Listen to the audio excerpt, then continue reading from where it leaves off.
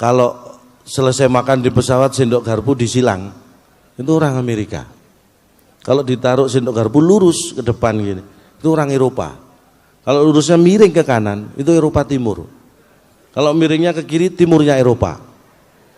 Kalau orang Indonesia lain, sendok garpu hilang, dimasukin tas.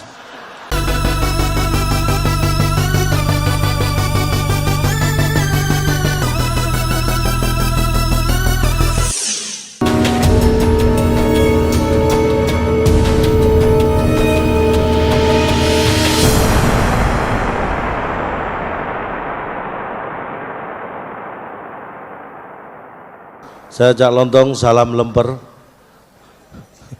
Hadir juga saudara-saudara saya yang luar biasa. Sebenarnya saya malu stand up di sini karena beliau-beliau ini sebenarnya luar biasa. Senior saya ini lebih lucu dari saya. Dan bayaran, mungkin karena bayaran beliau lebih gede jadi nggak diundang di depan sini. Kita harus optimis di kondisi yang seperti ini. Amerika tidak boleh berbangga. Amerika menurut saya negara dikuasai yang ya sangat lebay lah menurut saya. Mau pamer apa mereka? Negara maju mengeluarkan jutaan dolar eksperimen, menciptakan generasi berikutnya sama persis, teknik cloning. Indonesia tanpa speser pun ratusan tahun sudah kita lakukan, menciptakan generasi berikutnya sama persis, tidak perlu cloning, cukup klonan. Dengan klonan tercipta generasi berikutnya sama persis, males-malesnya juga sama. Kita apa yang disombongkan mereka? Ya kan? Amerika itu sebenarnya negara yang paling nggak boleh sombong sama Indonesia, karena Amerika itu ada gara-gara Indonesia, walaupun secara tidak langsung. Bapak Ibu percaya? Tidak, saya juga enggak. Awalnya, tapi kita ingat Christopher Columbus ini orang Italia berkebangsaan Spanyol, diperintah Ratu Spanyol saat itu mencari rempah-rempah. Tujuannya India, Indonesia, negara penghasil rempah-rempah terbesar saat itu.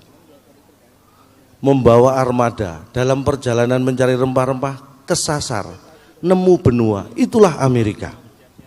Bayangkan kalau saat itu tidak ada perintah Ratu Spanyol untuk mencari rempah-rempah ke Indonesia, mungkin sampai sekarang Amerika belum ada yang nemu. Barack Obama apa enggak tolah-toleh. Amerika ada gara-gara Indonesia. Jangan sombong.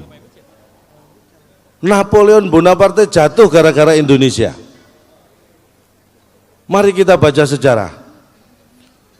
Prancis waktu itu pasukan terkuat di dunia di bawah Napoleon. Akan menyerang salah satu negara Eropa. Di atas kertas tidak lama bisa dikuasai. Secara kebetulan Gunung Samalas di Indonesia, sekarang kita sebut Gunung Tambora, meletus. Masuk dalam 5 letusan gunung berapi terdahsyat di dunia di dalam catatan sejarah modern. Efeknya apa?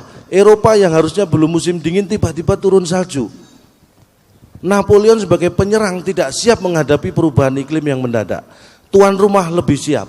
Kalahlah Napoleon. Menyerah Napoleon. Jatuh di Waterloo. Gara-gara Gunung Tambora di Indonesia meletus. Kita nggak sempat mindahin gunungnya padahal. Meletusnya juga di Indonesia. Kita pengen negara Eropa mana jatuh. Kita tinggal pilih gunung berapi mana akan kita letuskan. Kita punya banyak stok gunung berapi. Tepuk tangan buat gunung berapi. Mau membantah apa mereka dengan Indonesia? Saya sampai melakukan survei. Pelajar kita ini ternyata jauh menguasai ilmu lebih banyak dibanding pelajar-pelajar di negara maju. Saya survei, bahkan saya bandingkan Indonesia dan Inggris, Pak. Di Indonesia itu pelajar SMP, SMA, kalau belajar fisika, menguasai fisika. Belajar kimia, matematika. Saya survei di Inggris, pelajaran fisika, saya buka bukunya, bahasa Inggris. Pelajaran kimia, saya buka bukunya, bahasa Inggris juga. Bahkan pelajaran matematika itu bukunya bahasa Inggris. Jadi mereka hanya belajar bahasa Inggris. Jadi ya Maklumlah kalau mereka mahir bahasa Inggris, kita menguasai lebih banyak ilmu.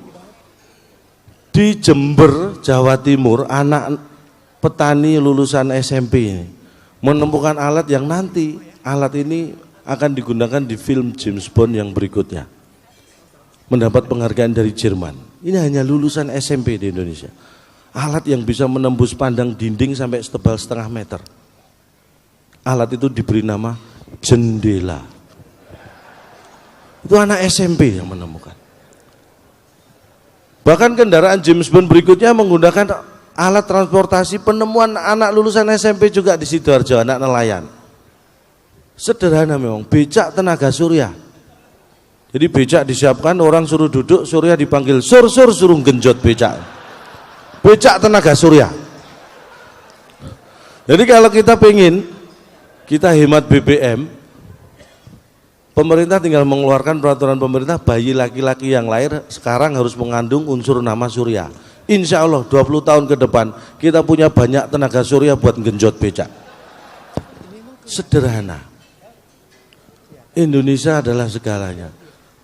Saya yakin orang Indonesia itu rata-rata selalu berpikir selangkah minimal lebih maju dibanding bangsa lain. Kalau di pesawat misalnya ya, Bapak Ibu pasti sudah tahu, kalau pesawat internasional penumpangnya macam-macam, cara kita tahu orang ini asalnya dari negara mana tanpa berkomunikasi, dilihat dari cara makan. Makan itu menunjukkan bangsa. Kalau selesai makan di pesawat sendok garpu disilang, itu orang Amerika. Kalau ditaruh sendok garpu lurus ke depan gini, itu orang Eropa. Kalau lurusnya miring ke kanan, itu Eropa Timur. Kalau miringnya ke kiri, timurnya Eropa. Kalau orang Indonesia lain, sendok garpu hilang, dimasukin tas. Itu pasti orang Indonesia. Itu ciri khas, pertahankan. Ini yang menunjukkan bahwa kita berpikir selangkah lebih maju. Bangsa lain tidak pernah punya pikiran bahwa sendok garpu pesawat bisa dipakai di rumah. Kita sudah punya pikiran itu. Silakan kalau mau tuker-tukeran koleksi sendok garpu pesawat, saya punya banyak. Karena membawa pulang sendok garpu pesawat itu tidak melanggar hukum. Yang melanggar hukum itu pelampung. Itu ancaman hukuman 2 tahun atau denda 200 juta. Saya pernah coba. Itu nggak boleh. Tapi kadang-kadang saya heran. Memindahkan pelampung itu hukumannya 2 tahun atau 200 juta denda. Tapi anehnya, setiap pesawat mau take off, pramugari ini memperagakan cara menggunakan pelampung, mengencangkan, meniup dan sebagainya. Ini kan jebakan.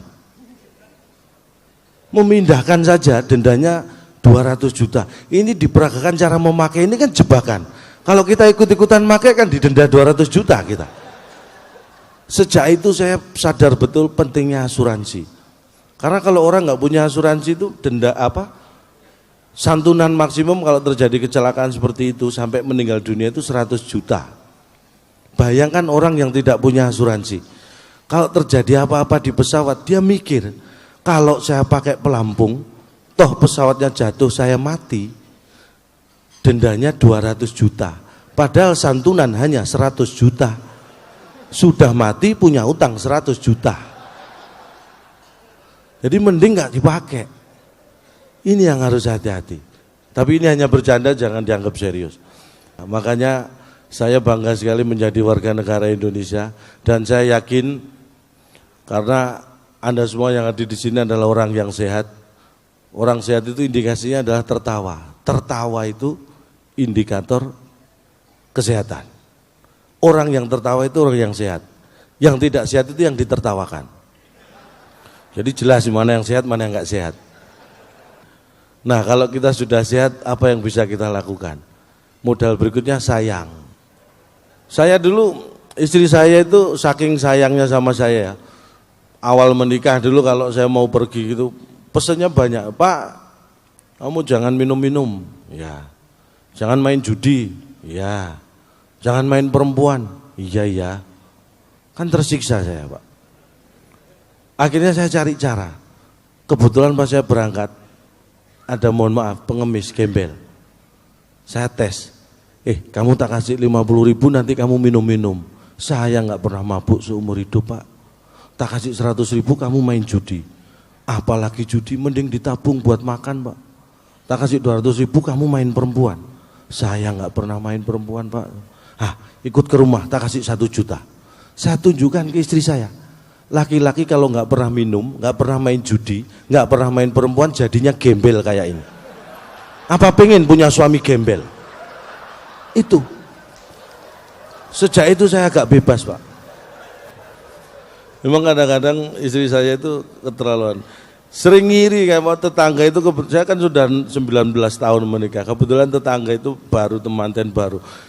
Kalau berangkat kerja suaminya nyium istrinya itu udah pengen istri saya itu. Pak mbok kayak tetangga itu. Loh, aku sih mau tanya dulu istrinya dia mau nggak saya cium.